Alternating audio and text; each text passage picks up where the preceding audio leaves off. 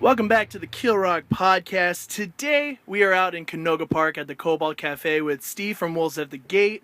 How you doing, Steve? Doing well, man. 5x5 came out not too long ago. How stoked are you on this album? I love the record. There have been people who have enjoyed it as well, so we're glad to see that our old fans have enjoyed it and new fans enjoy it as well. So, it's just been a cool progression of the band, and it felt very natural. How much has the difference been between the reception of Captors and 5x5? I think it's just been the same, but just in a higher increment. Captors was our first full length release, and then naturally there's just a progression that'll come with hopefully more people being interested in your band as they're anticipating a new record and after they like the first one. So I think that a lot of our fans were happy with the next record we put out, which was 5x5, and new fans were like, all right, maybe I'll give this band a chance, and that's been good for us as well. So yeah. Now this is your second Solid State album. How do you guys enjoy being signed to a label? Because I know you guys released EP DIY. Basically, what's the difference between being a signed band? And also, is it more enjoyable? Is it less enjoyable? How do you guys feel about it? Being signed to a record label has been a good experience for us. We like the people that we work with, and they like us.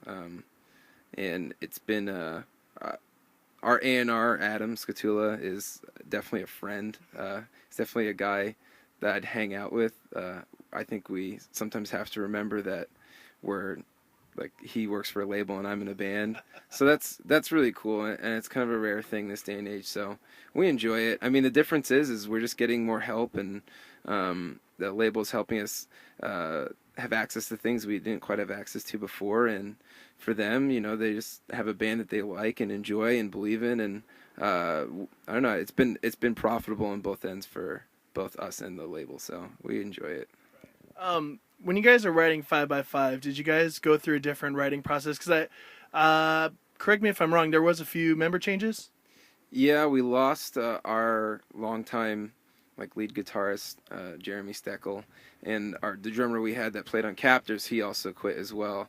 They both quit around the same time because Jeremy had just gotten married, and Ben had been married and just realized touring wasn't for him. And so we actually didn't get another guitarist because I've predominantly written the large majority of the music, so not much change in that department, and it wasn't too big of a difference for writing in that sense. Dylan, our new drummer, he was helpful in the writing process as well. He had good ideas, and so not much really changed. I think just mentality of how I went about writing songs after doing 2 years of touring on Captors, learning a lot from other bands, and kind of seeing what I enjoy playing live and what I like to hear playing live, what feels good to play on the guitar, what feels good singing-wise and sounds good. And so I kind of adopted a lot of the things that I enjoyed about the live show and things that I actually did live, vocally especially, that I wanted to bring to the record. So, Did you write all the vocals for Captors? Yes. I kind of understand what you're saying, because Captors, it's like a cohesive album, but it has different, kind of sequences. But 5x5 seems to be more cohesive. Do you believe that? Yeah, I think so. I mean, Captors was... How long did it take you to write Captors? Well, I started writing Captors pretty much after we got signed to the label, and I'd been writing songs for a while.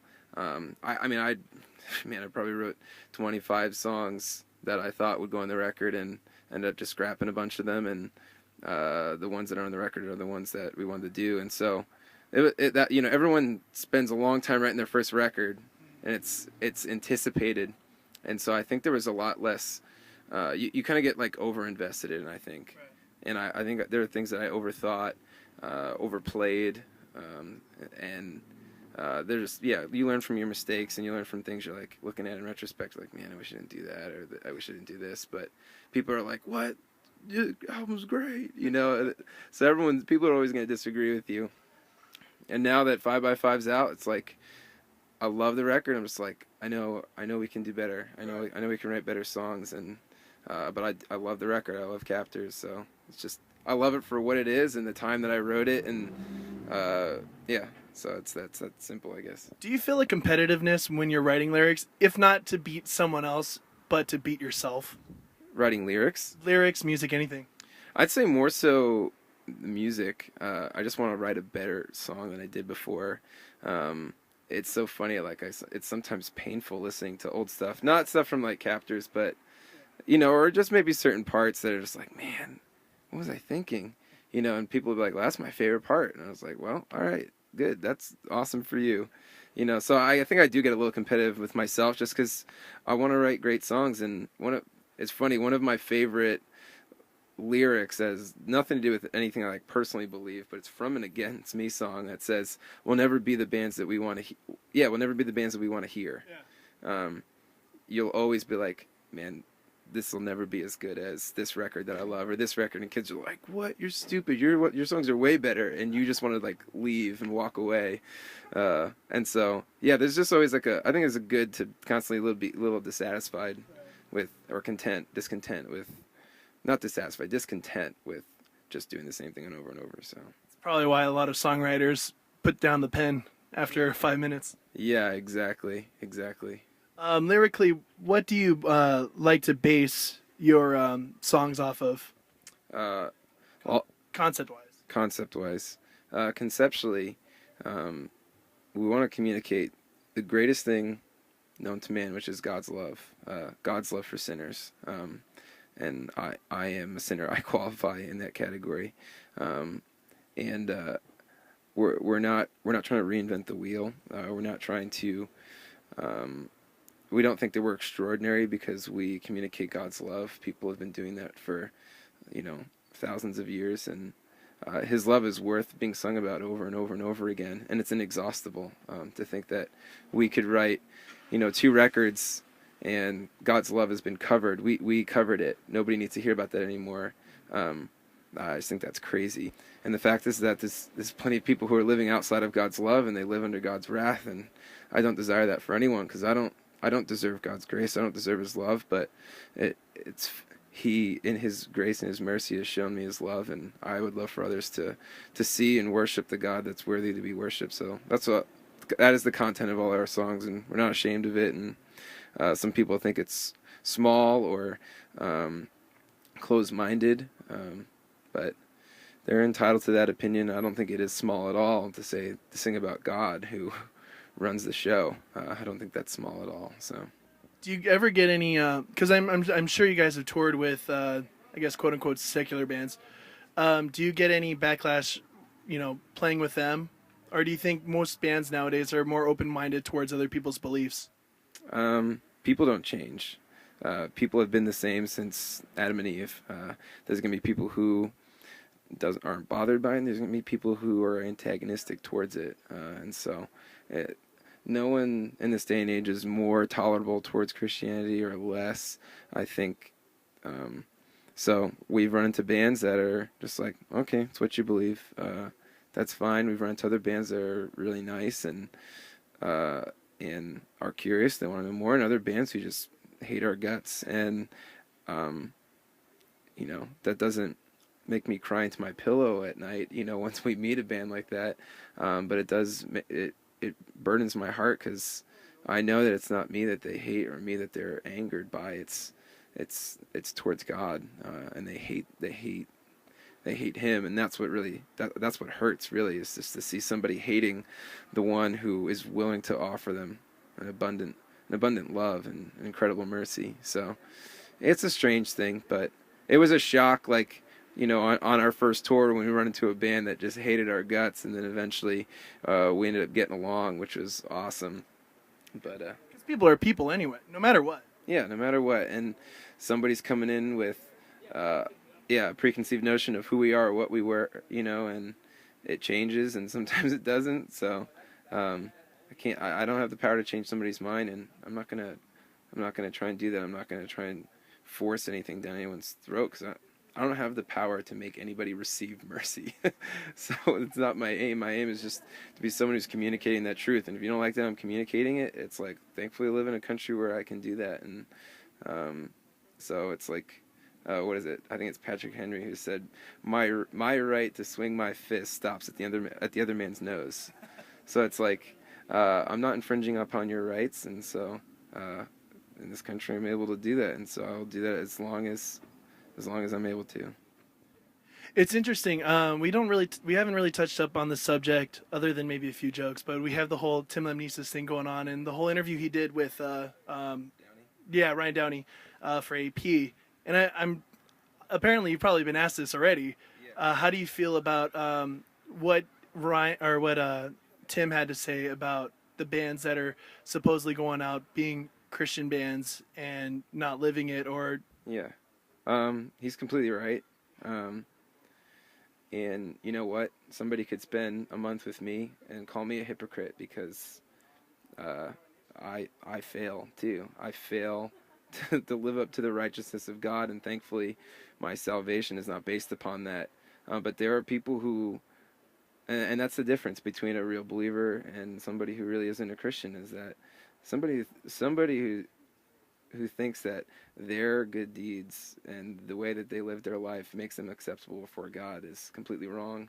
And that's why so many people just fall into serious hypocrisy, because they don't they're missing the true purpose of the gospel. And so yeah, he's completely right. There's lots of bands that are doing it for the wrong purposes. They may have started with good ones and they've slowly gone by the wayside, and you can be paranoid and wonder which band is which, but I think it's pretty easy to figure out. It's not that hard. And so I would just tell kids, don't don't buy some band that says they're Christian. Like, if you are a Christian and you know what the Bible says about what marks a true believer, look at their lyrics, look at their lives. And if you do not see something that's undeniable, then you see something that is deniable. You can say, maybe you're not a Christian because I don't see any sort of fruit in your life. But I'm not the judge and jury on that either.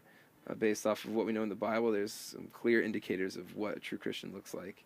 And so I would just tell people to stop being ignorant and stop just assuming a band is Christian, or because you like their music, making them seem Christian so that your parents won't be mad at you. It's all sorts of stupid things, because people also make it hard for bands too, that they'll say, oh, you're a Christian band, you're my biggest influence, and then they'll feel so responsible, and they're like, I'm not really a Christian, and then they'll try and play the game, and then they'll fall. And don't put your hope and your trust in any band. In the book of Hebrews talks about this. Just talks about how the mark of a true believer is somebody who endures. And it's very easy to be really zealous for a short while, and if it doesn't endure, then it was never real. Because what kind of savior is God if he is not able to keep somebody? If he's not able to keep them, and to, if he saves somebody, he saves them. It's not like you save them and then put them back on the train tracks to get hit again. It doesn't work like that. And so, yeah, it's just kids are usually just looking for the wrong thing. They're looking for an idol, when it's like, you have the God of the universe who's willing to offer mercy and love to you, and you're trying to find your hope in a metal singer. It's like, that's not the singer's fault. It's the people. The people are just as guilty as the hypocrites too. They're hypocrites themselves because they're believing hypocrites. So it's like, you followed that person for so long and you didn't see any fault in what they were doing because you didn't really care. You just liked their music. So you can't also crucify somebody else because of that reason. So it goes both ways. do you believe theoretically there's such thing as a Christian band? Uh, it's a loaded question because it depends on how you take it. I mean, there's lots of bands that are like, we're not a Christian band, but we're Christian people. I could say that, but somebody's like, well, you guys are all Christians and all of your songs are about Christ, so you're a Christian band. So it depends on how you take it. I would never say that. We're not ashamed to be identified with Christ because we're all believers and our songs are about Christ. And so if somebody wants to say you're a Christian band, sure. But at the end of the day, music doesn't sound like religion. It doesn't sound like anything. Somebody could take all of our songs and make them all about something completely different, and it's no longer Christian music. So it has nothing to do with the sound or who's playing the guitar or not. It has everything to do with what is the purpose of the songs and where have the lyrics come from, the heart of a believer or the heart of an unbeliever. So, yeah. I get that because you go into churches and what's the worship style nowadays? It's like a Mumford and Sons, and we all basically base all of our beliefs or we write our beliefs into a secular genre. Yeah, or just music. Yeah. It's just music. You know, like you take you know, I don't know, I don't even want to name a band, but you just take a band that doesn't claim to be a Christian band, take their music and put Christian words over it, you know, words that are about Christ and his salvation, and doesn't matter, none of the music's changed, it's just the content. And so there's no Christian or secular music in regards to the musicality. Who's the best band of all time? Thrice. Yes! Yes! Yeah, I mean, I'm not gonna try and pretend to be pensive and think about it. I know who my favorite band is, so. Yeah. Did we just become best friends? Yeah, I think we did. Yeah, you and thousands others. So. Don't say that. There's There's only two of us. Yeah, that's true. What's your favorite album? No, that's a difficult one. Yeah, I guess if I had to. Major Minor is their newest release, and every song is just great in its own. But VC was the record that just like clinched me. I got into them, Illusion of Safety. You know, then Artist Nameless was great. But VC, when I heard that, I was like, whoa, these guys are a lot more. Yeah, I got goosebumps. Yeah, that record, they did all sorts of cool stuff, and I was like, man, this is all one record, and you guys fit all these really cool things into one album. Exactly. I remember because I like you, I got into them around Illusion of Safety, but it was after like I spent my days like doing like music theory and like taking class for that. I'm like, dude, listen to Artist Ambulance. There's time signature changes in 3/4 of the album, and you honestly the average listener can't even tell. Mm-hmm. Yeah, they know how to write songs, and sadly that's just something that's drastically missing in the genre today. It's about how do we get to this part? That's really the question.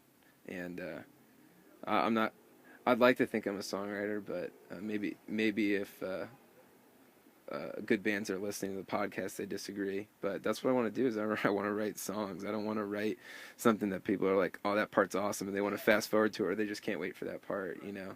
You want to hear the whole song in its entirety and enjoy the content of it and everything. So you want to take the listener on a journey, and Thrice, they did it very well, and so that's why I like them.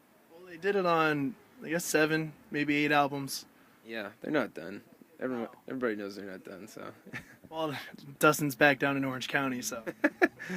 Yeah, there's murmurings in the land. I sensed it when we drove into California. I could feel it in my bones. We just got to get Eddie away from Angels and Airwaves. Hopefully that's not too hard. So, Steve, any last things you want to say regarding 5x5 as well as this tour you're on? We haven't even talked about this tour. Being as an Ocean, Fit for a King, Wolves at the Gate, Gideon, and then Capsize, yeah. You have a few more weeks. Anything you want to say about that? Come to a show. Don't complain that we didn't come to your city. Everyone's always like, why didn't you come to this city? I'm like, we just played it 3 days ago. Why didn't you come? That's like it's not too much that bothers me. That is definitely one of my pet peeves on Facebook. Your kids are like, why don't you ever come to this city? And I was like, why don't you ever come to our shows? We play there all the time. So pay attention. Come to a show. Don't listen to bad music.